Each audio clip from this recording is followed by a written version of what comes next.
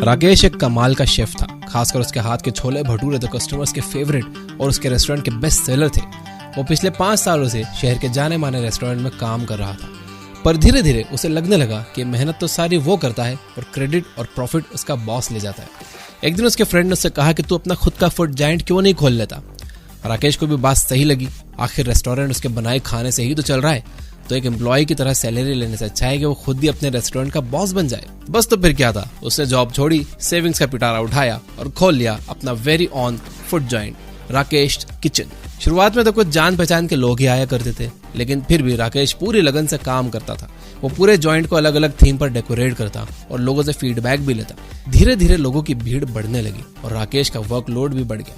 अब ना उसे फीडबैक लेने का टाइम मिलता, ना रेस्टोरेंट की साफ सफाई का, क्योंकि उसका सारा टाइम तो किचन में ऑर्डर प्रिपेयर करने में ही चला जाता था। तब उसे एहसास हुआ कि उसे किसी की हेल्प चाहिए, इसलिए उसने एक शेफ को हायर किया ताकि वो मार्केटिंग, अकाउंट्स और कस्टमर्स को हैंडल कर सके। पर वो शेफ थोड़ा कामचोर निकला और कस्टमर्स टेस्ट को लेकर कंप्लेन करने लगे। फिर राकेश ने सोचा कि ये काम उसके अलावा और कोई नहीं कर सकता। उसने उस एम्प्लॉय को निकाल दिया, पर सब कुछ मैनेज करना दिन ब दिन मुश्किल होता जा रहा था। इस बार राकेश ने सोचा कि किसी एक्सपीरियंस्ड मैनेजर को रखा जाए और राकेश खुद किचन पर फोकस करेगा। अब कुछ दिन तो सब ठीक ठाक चलता रहा। बढ़ते काम के कारण राकेश को 15-16 घंटे काम करना पड़ता। साथ ही रेस्टोरेंट का रेंट, मैनेजर की सैलरी और रॉ मटेरियल लाने के बाद जो उसे प्रॉफिट होता, तो उससे घर चलाना भी मुश्किल हो रहा था। आखिर 3 साल ट्राई करने और अपनी सारी सेविंग्स खत्म करने के बाद राकेश ने अपना रेस्टोरेंट बंद कर दिया और फिर किसी और के रेस्टोरेंट में शेफ का काम करने लगा। दोस्तों, ये कहानी केवल राकेश की ही नहीं है, बल्कि आज दुनिया भर में ऐसे कई यंगस्टर्स हैं जो कहीं ना कहीं इस कहानी से बहुत रिलेट करते हैं।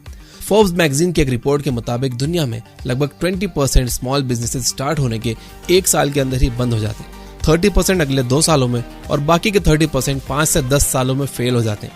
केवल 10 से 20% बिजनेसेस एक सस्टेनेबल एंटरप्राइज में बदल पाते हैं। पर क्यों?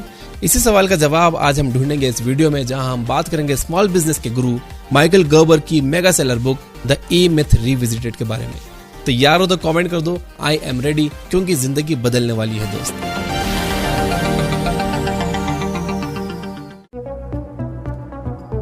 What is the E-myth? E-myth यानी कि द एंटरप्रेन्योरियल मिथ हमारी सोसाइटी में एक बहुत कॉमन थॉट प्रोसेस है कि एंटरप्रेन्योर्स बिजनेस स्टार्ट करते हैं, जबकि रियल ट्रूथ इज कि all over the world business start करने वालों में 70% वो लोग होते हैं जो पहले किसी और के लिए काम कर रहे होते हैं और बाद में अपना बिजनेस स्टार्ट करते हैं। जैसे कि software engineers, hairdressers, tailors, chefs, ये सभी लोग असल में एक टेक्नीशियन है, लेकिन इन्हें ऐसा लगता है कि क्योंकि ये अपने काम में एक्सपर्ट हैं, इसलिए ये इन कामों से जुड़े बिजनेसेस को भी सक्सेसफुली चला सकते हैं, जबकि सच्चाई इससे काफी अलग है। अगर आप एक टेस्टी पिज्जा बना सकते हो तो जरूरी नहीं है कि आप डोमिनोज या पिज्जा हट जैसा बिजनेस रन करोगे, या आप कोडिंग कर सकते हो तो जरूरी नहीं है कि आप फेसबुक ही बना लो। टेक्निकल वर्क करना या एक प्रोडक्ट तैयार करना तो बिजनेस का केवल एक ही पहलू है।